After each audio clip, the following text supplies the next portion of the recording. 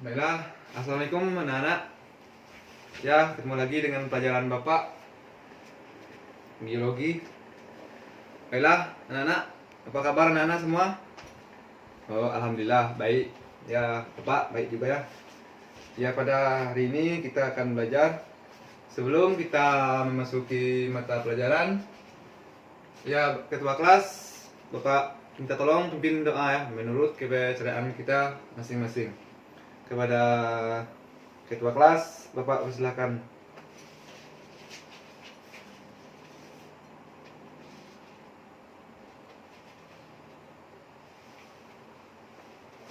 Ya, baiklah, berdoa selesai.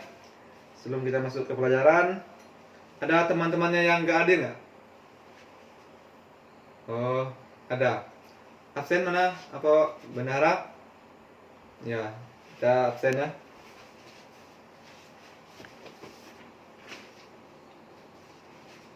Baiklah, Bapak akan absen. Ali Imron.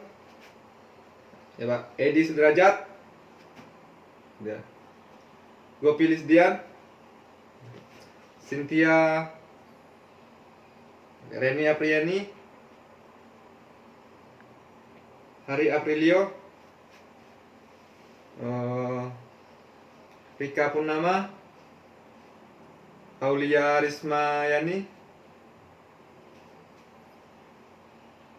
Subaidah. Baiklah, semuanya hadir. Ada yang nggak hadir nggak? Oke lah, hadir semuanya pada pelajaran Bapak pada hari ini. Baiklah, langsung saja kita masuk ke materi kita pada hari ini. Sebelum materi ini kan Bapak kemarin ngajar sebelum materi jamur. Kita langsung saja masuk ke materi jamur. Adakah anak-anak yang mengerti apa itu yang dimaksud dengan jamur? Ya, dengan jamur. Baiklah, fungsi jamur. Atau cennawan adalah tumbuhan yang tidak mempunyai klorofil sehingga bersifat heterotrof. Jamur yang seseluler dan multiseluler, tumbuhannya berdiri dari benang-benang disebut hifa sebagai makhluk hidrosot. Baiklah, organisme uniseluler dan multiseluler secara seksual vegatif dan seksual genatif.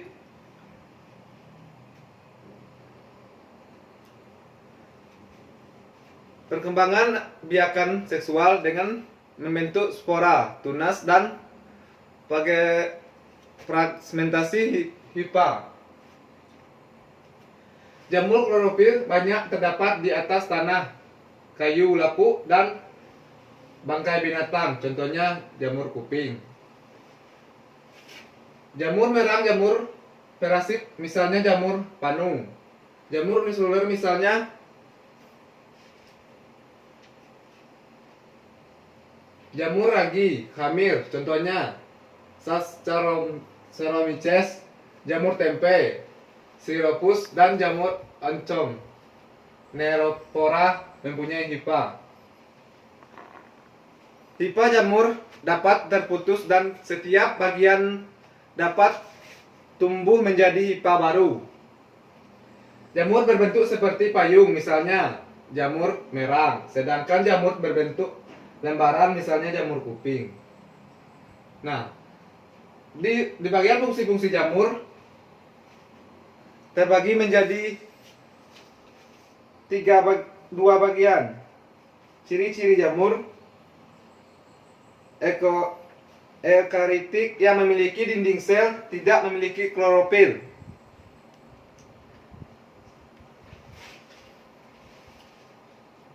Dan masuk ke materi yang kedua, berkembang biakan jamur. Jamur berkembang biak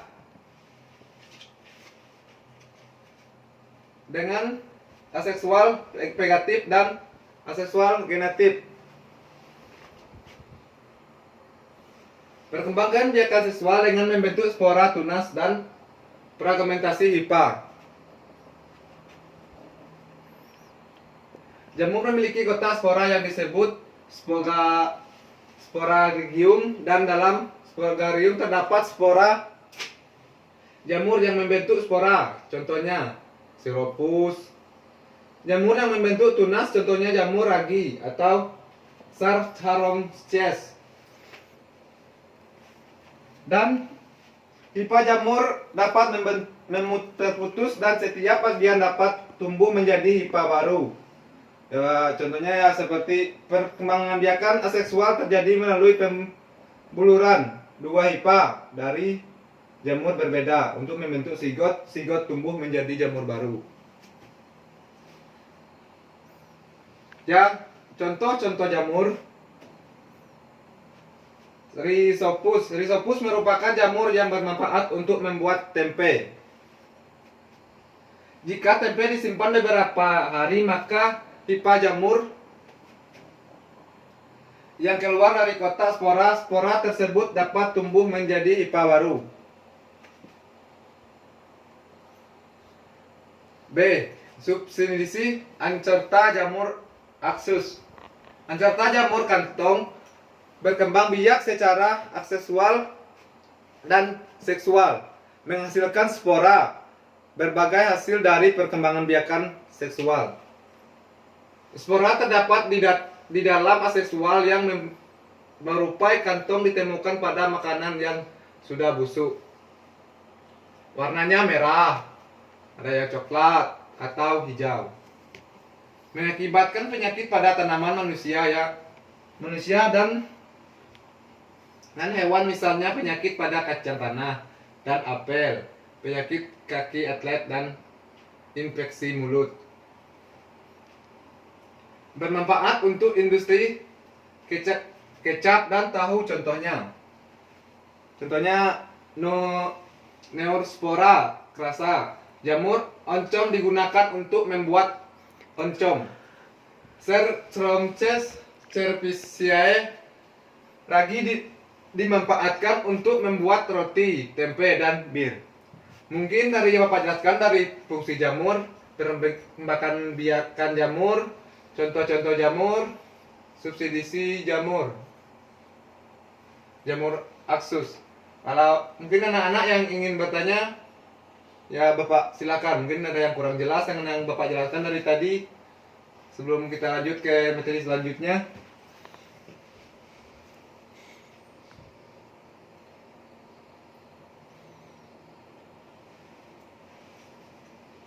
Baiklah, kalau nggak ada yang ingin bertanya, kita lanjut. Jamur termasuk Anchomycota. Ini ada gambar dari hipa dan cerevisiae. Dari gambar tersebut mungkin anak-anak bisa memahami yang tentang yang namanya hipa yang bagian sini ya, bagian dalamnya.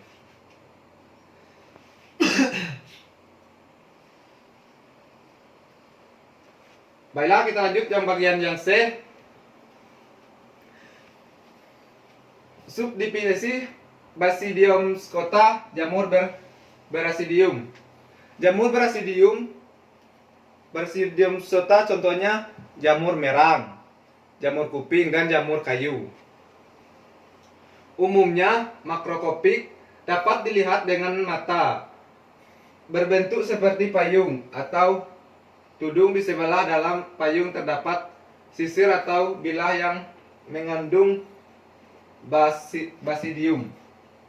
Basidium berasi spora, basidiospora, yang dapat ditebarkan angin dan jika jatuh di tempat cocok akan tumbuh menjadi hipa baru.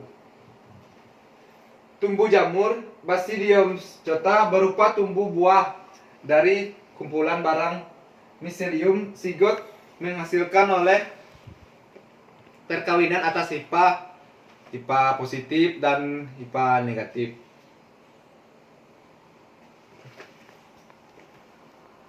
Baiklah, ini ada keterangan gambar. Ada spora Basidiosfora yang bagian satu, yang bagian ini yang bagian tengahnya. Dan yang kedua ada tangkai tangkai, stipenya yang bagian tengah ini. Dan yang ketiga, tudung pleus. Yang maksud dengan tudung pleus yaitu yang bagian atas tudungnya ya, yang bagian atas, yang kayak payungnya tuh, bagian atasnya. Dan yang keempat, basidium. Basidiumnya yang bagian bawah payungnya. Bagian tubuh Basidiopscota dan Amanita muscaria. Ini contoh-contoh jamur. Ini gambar jamurnya. Daun yang tersarang jamur. Yang ini jamurnya jamur pasti Puccinia sp. Dan Basidiospora basidium. Ini jamur yang udah tua. Stilago maidis pada jagung. Dan pada jagung jamur juga dapat tumbuh. Setelah jagung lama ditempatkan di tempat yang mau membusuk, contohnya yang kena hujan, kena panas, kelamaan juga jamur bisa tumbuh di bagian jagung. Karena jamur banyak macam-macam jamur. Ada jamur yang tumbuh di tempat yang basah dan di tempat yang busuk-busuk. Dan daur hidup Basidioscota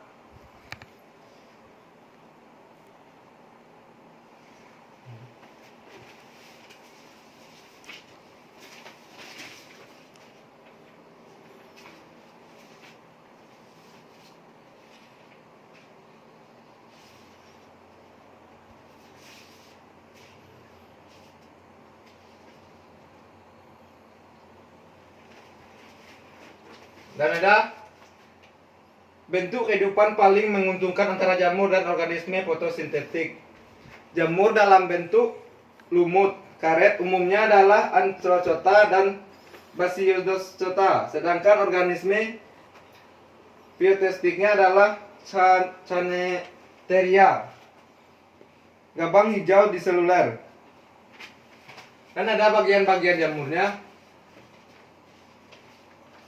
Yang pertama, bentuk kehidupan saling menguntungkan antara jamur dan organisme fotosintetik.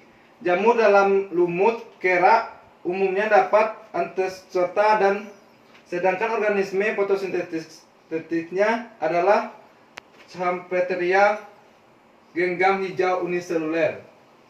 Dan yang kedua, jamur dalam lumut karet umumnya memperoleh hasil fotosintesis dari Cyanibacteria. Anteria memperoleh puteren untuk fotosintesis yang disebabkan oleh jamur dari lingkungan, reproduksi seksual, dan fragmentasi badan vegetatif talus atau dengan tersedia.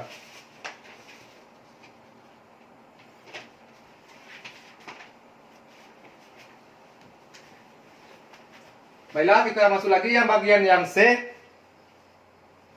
Subditasi Deuteromontiota. Jamur yang terbentuk definisi ini, cara reproduksi seksualnya masih belum diketahui. Apabila diketahui cara reproduksi seksualnya, maka jamur yang termasuk dalam kelas ini bisa dipindahkan ke kelas Ascomycota atau Basidiopscota, tergantung bagaimana cara reproduksi aseksualnya. Ada bagian jamur yang reproduksi seksualnya. Jamur yang termasuk dalam Duentromsota mempunyai ciri-ciri sebagai berikut. Ada ciri-cirinya: hipa bersekat, dan yang kedua, ukuran tubuh pada umumnya mikroskopis, dan yang ketiga, reproduksi hanya dilakukan secara vegetatif, yaitu dengan membentuk plastospora berbentuk tunas, arthrospora berbentuk spora dengan benang hipa, dan conidia. Contoh spesies Duentrocota, Mixtropum dan Mixtropum sp dan Fusarium serralis. Baiklah anak-anak, dari yang Bapak jelaskan dari tadi, ada yang kurang jelas atau ada yang ingin bertanya, Bapak persilakan.